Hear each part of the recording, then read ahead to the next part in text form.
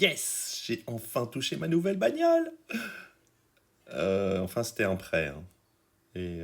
Oh putain, c'est celle-là! À 2,43 centimes. C'est comme un mauvais film, mais dans la vraie vie.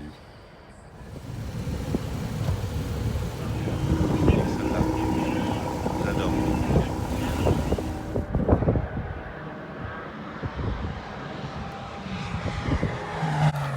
Le Nürburgring, c'est un monde à part. C'est là où se retrouvent des groupes de fêlés et où chacun passe un moment mais totalement inoubliable.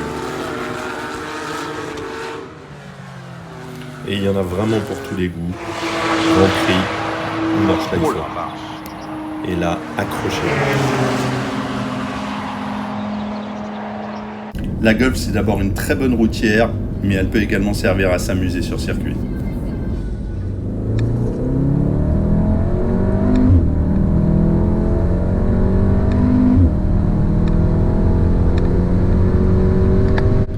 Donc on est dans une Golf 7R équipée d'un 4 cylindres 16 soupapes qui développe 300 chevaux et on est sur une 4 roues motrices.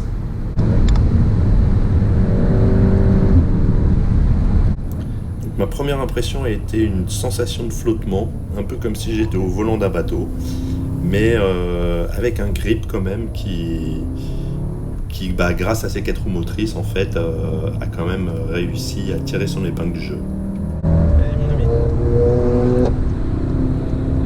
Si jamais vous avez eu des doutes sur les BM un jour, allez là-bas et vous verrez, vous changerez votre fusil d'épaule.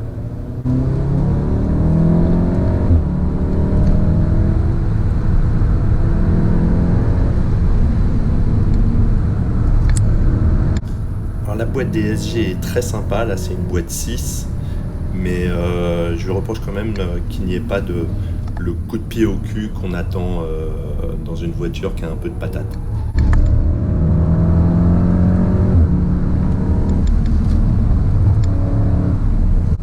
Au niveau des freins, à l'avant, j'avais mis des pagites jaunes et à l'arrière des Ferrodo Racing, pour ceux qui connaissent les DS 2500, et elles font le job. Au niveau des pneus, je vous recommande vraiment autre chose que la monte d'origine qui était des Pirelli Powerjai. Je ne connaissais pas, mais bon, c'est des pneus plus durs que l'acier. Alors ils durent longtemps, mais par contre au niveau glissade, c'est même pas la peine. Avant la vraie première partie rapide du circuit, je voulais vous montrer un peu ça. Voilà, ce petit passage pour montrer que sur ce circuit, attention au camion, plus que n'importe où ailleurs, l'humilité est une chose qu'il faut toujours garder en tête. C'est primordial si vous ne voulez pas vous retrouver sur le dos, comme ces personnes qui allaient bien. Et c'est vraiment un leitmotiv que vous devez garder en ligne de mire, sinon vous allez prendre des risques inutiles. J'ai désormais acquis la certitude que si on fait attention, si on est regardant et si on ne va pas au bout de ses limites, on arrive à vraiment s'éclater sur ce circuit sans mauvais jeu de mots.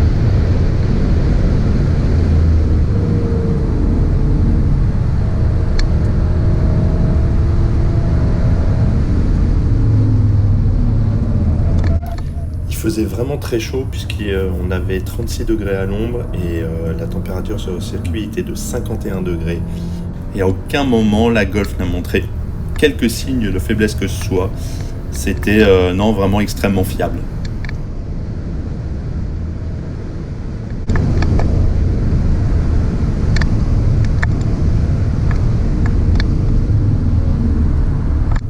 Alors on entend un bruit au freinage, donc les disques sont d'origine. Et c'est vrai que là, je pense que ça mérite quand même d'être changé. Mettre quelque chose d'un peu plus costaud.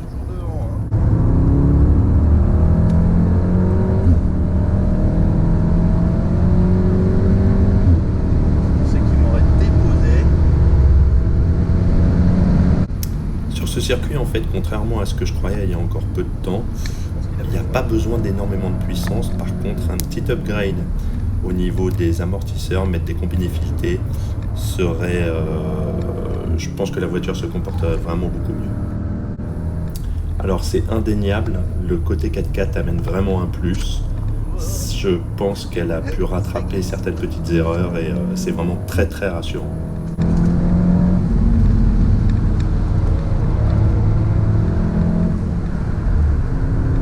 Alors à la session précédente, avec une autre voiture, j'avais perdu les freins exactement à cet endroit-là.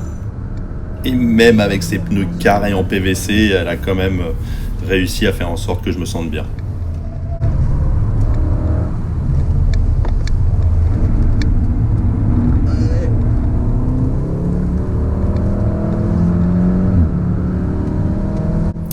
Concernant la réaccélération, il y a un temps de réponse du turbo qui est assez gênant. Donc il faut prendre le coup et réaccélérer peut-être au moins une demi-seconde, voire une seconde avant pour que la voiture en fait reprenne les tours. C'est très déstabilisant.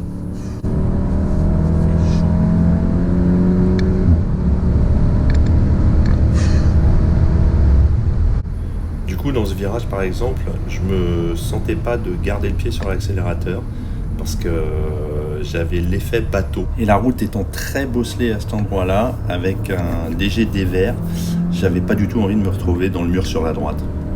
Même si je suis sûr que conduite par un pilote, la voiture aurait certainement très bien réagi.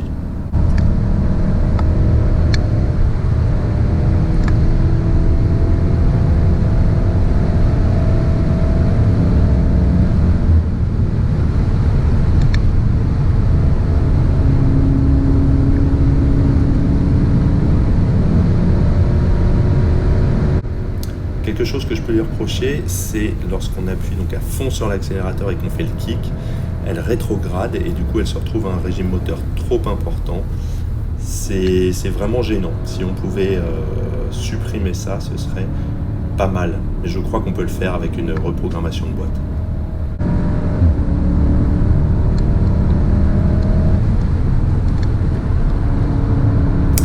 Dès le premier tour, j'ai enlevé l'ESC. Avec l'ESC, la voiture ne repart pas, les relances sont vraiment extrêmement poussives.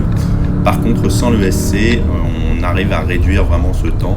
Et le grip est tel que de toute façon, voilà, une fois encore sur cet aspect-là, elle vous met en confiance. Donc là, on arrive à la partie du YouTube Corner où je vous déconseille de faire le malin si vous ne voulez pas vous retrouver dans je ne sais combien de vidéos, les fameux Crash Nürburgring. Un petit saut pour en conclure avec cette vidéo sur la Golf au Nürburgring. Donc, est-ce une voiture adaptée? Peut-on jouer avec 300 chevaux et une voiture de série sur ce circuit? La réponse est indéniablement oui. Je dirais même qu'il n'y a pas forcément besoin d'autant de puissance. Alors n'oubliez pas de dormir, parce que s'il y a bien un endroit où vous devez avoir des réflexes, c'est ici. Et je souhaite à tous ceux qui n'y ont jamais mis encore les pieds et qui rêvent d'y aller, de le faire dans les meilleurs délais, parce que quelque chose comme ça va vous marquer à vie. Vous en ressortirez vraiment différent. En tout cas, bonne route à vous tous et à bientôt.